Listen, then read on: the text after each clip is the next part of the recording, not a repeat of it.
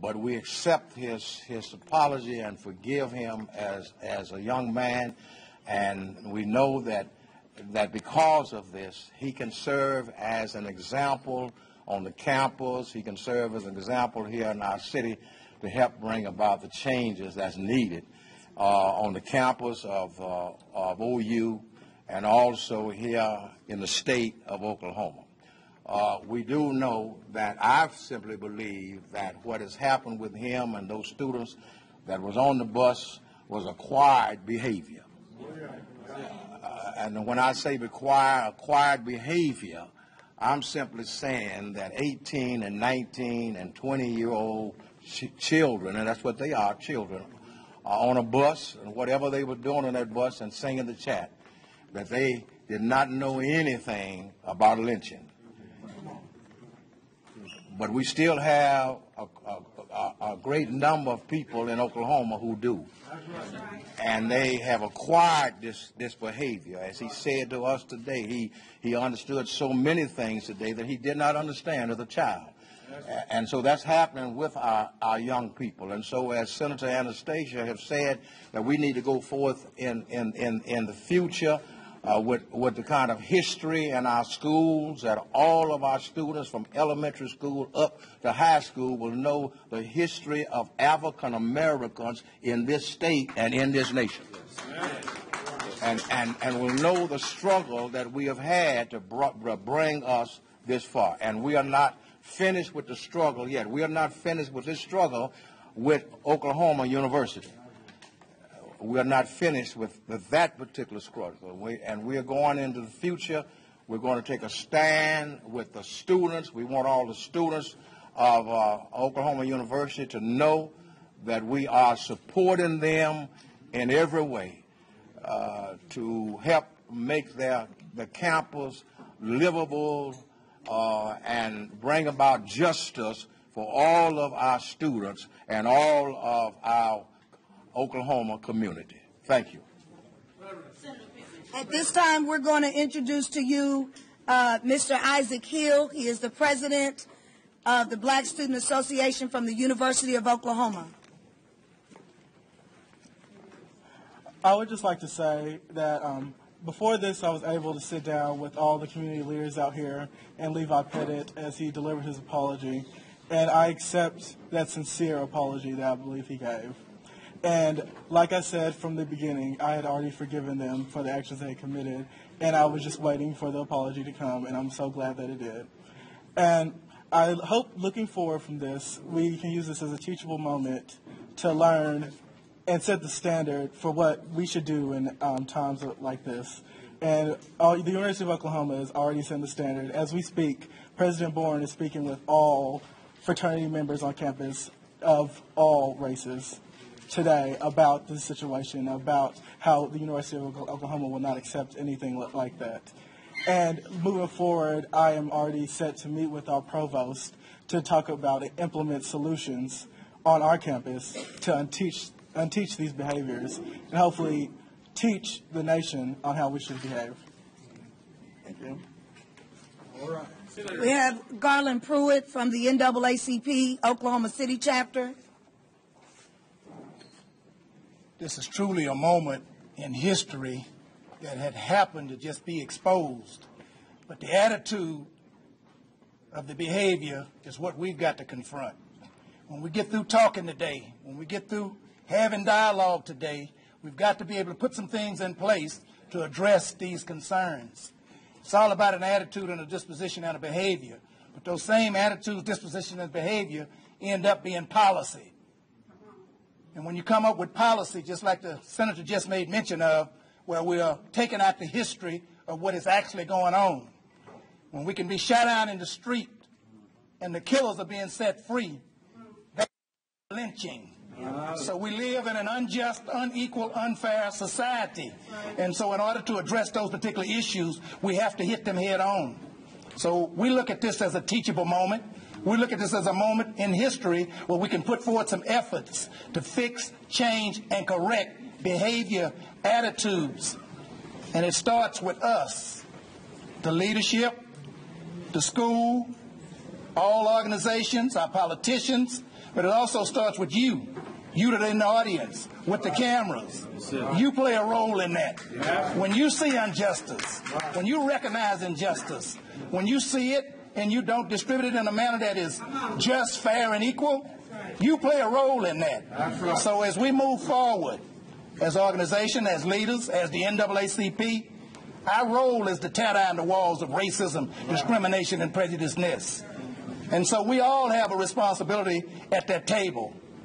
Today is just another one of those opportunities as we move forward to correct a wrong. Thank you. Mr. David Slane from Oklahoma City. I want to take a moment. I'm an attorney here in Oklahoma City who's taken on many cases involving blacks and injustices.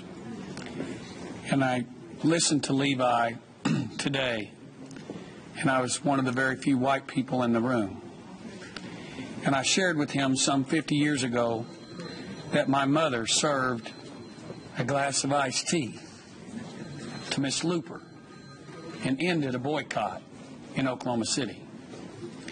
And I shared with him, and I share it with you and white America out there, that as white people we can make a difference. We can speak up when we see wrong.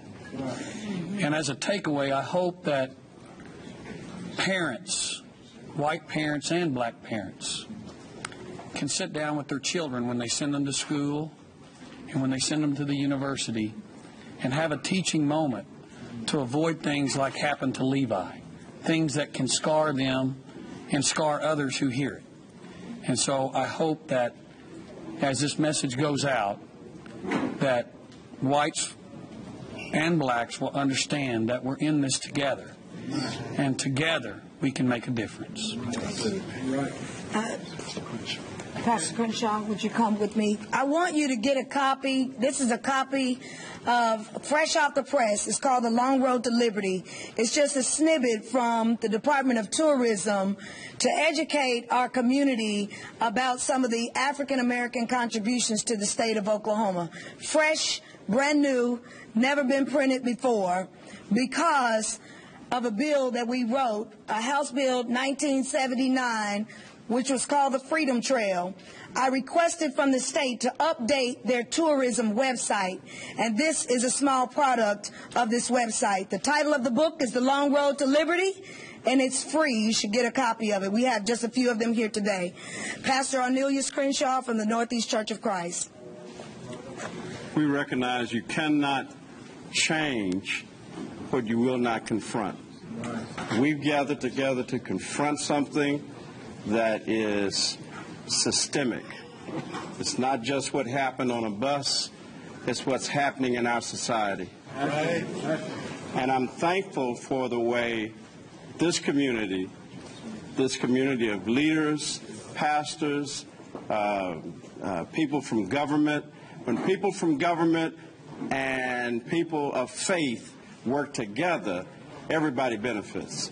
And so this is a great time for us, a great time, and we can show as a state, as a city, that it's all right to forgive. Yes. You're never more like Christ than when you forgive. And so there's no question that this young man has been forgiven. I'm grateful for him, for his parents, and for the courage that they show in being here today. I'm thankful that this is not a hostile environment. This is an environment where people are behaving like good citizens, like people who have faith, and they're behaving in a way that will call all people in our country. Let's make our city, our state, our country, and our world a better place to live.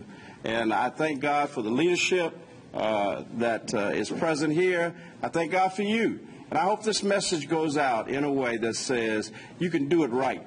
And when you do it right, everybody's blessed. Thank you. Thank you. We have time for just a few questions. Ms. Stacey, you said that he's going to try to do some work on the OU campus, meaning Levi.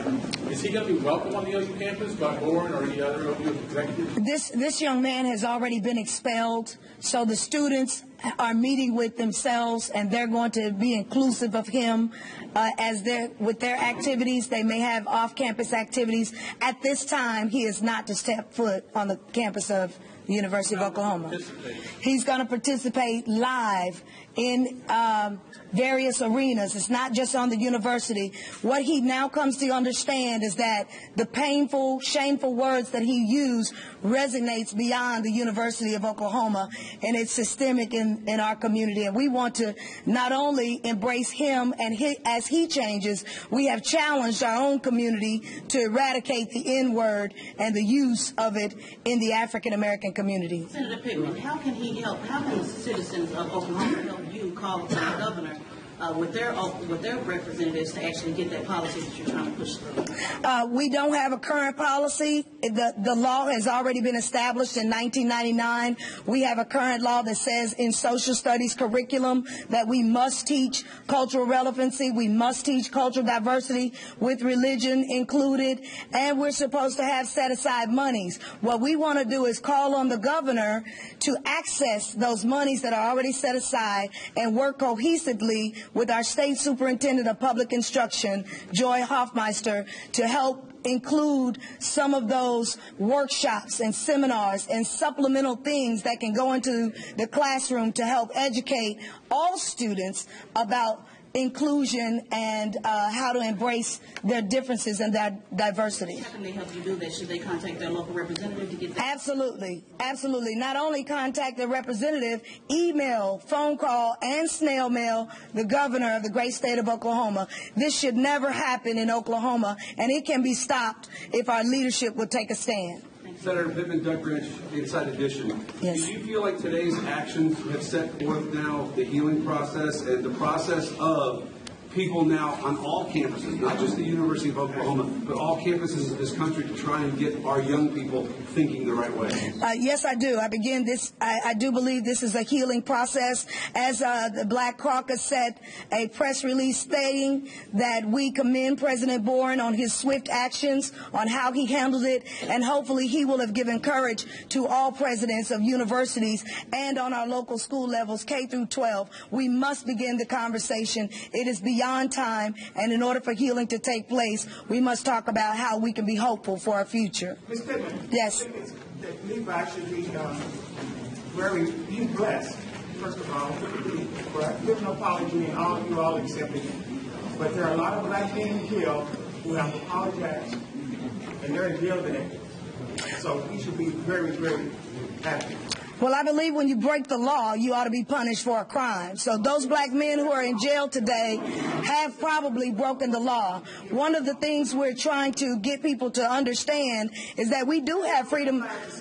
We do have freedom of speech. So if I wanted to say a racial slur back, I could. Now who had freedom of speech? They said, "Oh, I'm going to bomb this building." They got arrested. But they broke the law. Levi did not break the law. His comments were and his actions he has apologized for, and we have laws that we are here to uphold, but we can't give an account for those who have been penalized for other things. Senator, why was it important to have Levi apologize here? Because Levi sent me a text. And it was a personal invitation to meet with him. But because I am not my community, I am merely a representation of the leadership that I follow, I felt it important that Levi come here face to face with a sit-down conversation with the leaders that I represent, because it was not about Anastasia Pittman. I did meet with him and my pastor. We met in our church so that he would feel comfortable with his family. But then after I talked with him and accepted his apology, then I offered the opportunity for him to do it on a larger scale to all of our community leaders so that we could begin the healing process in our own communities and our own churches. Thank you so very much.